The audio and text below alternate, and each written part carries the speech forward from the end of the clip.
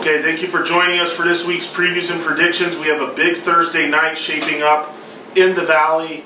A lot of big Thursday night. Yeah, Thursday really got big because of some scheduling changes and 4-day weekends. Everyone wants the 4-day weekends. Is that what it is? Yeah. There's a holiday on Monday. So they're getting Friday off? Yeah. Yes. If they play Thursday, they got the weekend off. Okay. Well, fair enough. One of the bigger schedule changes to take advantage of this is going down in Hacienda Heights. Los Altos 2-0, hosting St. Paul, also 2-0. This was going to be our game of the week. Thinking it was Friday. It's Thursday. It's still our game of the week. Yeah, you know, and St. Paul got the big win last week over Lompoc. I mean, who called it? Who called it? You didn't call it, James. But I bet you would have called that if you knew Allen wasn't playing in that game. I called which it. even made that game even more special. It's on video. And it wasn't just that they won. Yeah. It was how convincing they won that game. It really impressed me. I think they're number 4 in Division 5 this week.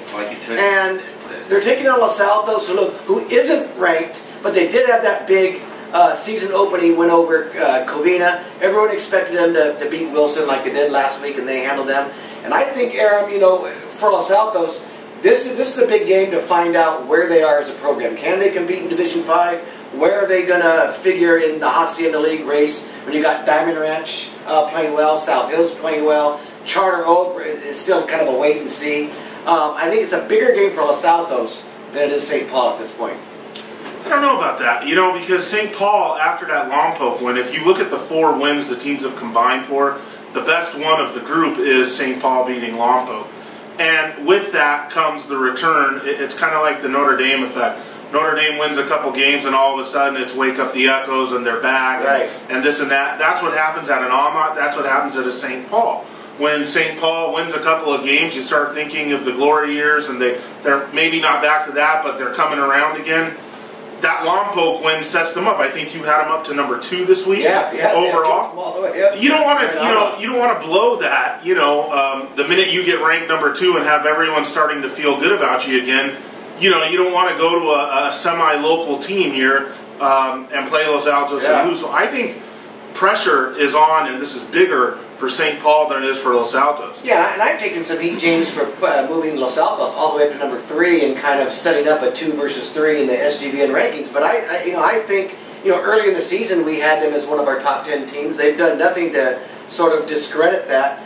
I just hope they don't go into this game. I hope it's a competitive game. I really believe in Los Altos. Talking to Travis Brown before the season, he really liked what he had. He kept emphasizing how young they were. Yep. But he said that they're young, but they have stars in the making. And I think we're going to see that on Thursday night. Are they going to emerge? Are they going to answer this challenge? I'm really curious to see what happens when they show up. One of the things also to keep in mind is, you know, Los Altos is a very difficult place to win at if you're an opposing team. Having been there and done that before, it is a difficult place to win at. Whatever it is, whether it's the field conditions or whatever, they do have a home field advantage here, and I think that's something you have to take in mind. Yeah, I don't know. I mean, previously it was that the field sucked, field was right? So terrible. You know, that they knew where all the potholes did, and the other team didn't. I mean, now that's not the case. But yeah, they get a good crowd. It's a good situation. You know, I don't think it's going to be much of a factor for St. Paul. If they go in there and blow this game, it isn't going to be because of the home field. It's not Baton Rouge, Jimmy. Let me ask you this: do you think St. Paul blew their kind of like I don't want to say blew their wad, but you know, that's a huge win over Lompoc. Do you fear, you know, we call it horse racing, the bounce factor here?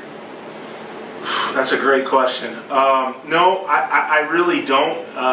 You know, because they didn't have Q Allen, and if they get him back, that makes them even better. Gotcha. You know, the flip side of that would be to say, hey, you know, this was a team that was down 13-0, ran off the next 31 straight points, so they're coming into this game on quite a roll. But yeah, like you said, you wonder in the first quarter if there's still, you know, if there's that certain sharpness, you know, to them. This game comes down to styles, really, and we've mentioned this before when we've talked about St. Paul. If you can jump on them, and Lompoc did, and St. Paul still came back, if you can jump on them, get them out of that grinding flow, you have a chance. I'm not sure Los Altos can do that. That's kind of the issue in this game. And the other thing is we don't know if Allen's going to play. That's one of those things. High school coaches now, They become smart like college coaches. They're not going to let us know what's going to happen. It's going to be a game time decision. I'm covering the game on Thursday. I'm going to get there. That's one of the first questions I'm going to ask. But we don't know. But hey, they look good without him last week. So we get into predictions now, Aaron. I don't know as much as I like Los Altos. I made St. Paul number 2 for a reason. I think that win, when you look at the SGVN, was kind of the biggest signature win of any of the teams that we've had so far. I've got St. Paul, whether that's on the road or at home. I've got them to win on Friday, and I hope it's close. I'm not sure if it will be. I hope it's close. Yeah, I'm going St. Paul also.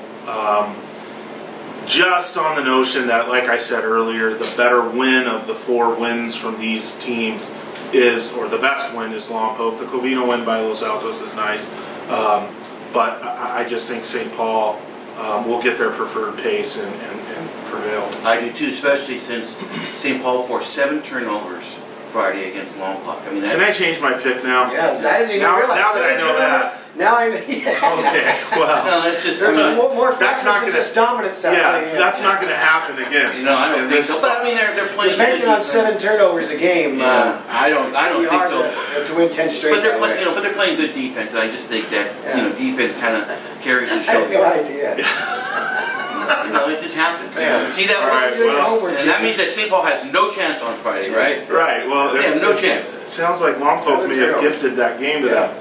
All right. Nonetheless, we all 3 picked St. Paul, which right there should tell you LA's in a good spot. So get out to this game again Thursday night, not Friday night. Thursday night in the Heights, 7 o'clock kickoff. Enjoy it.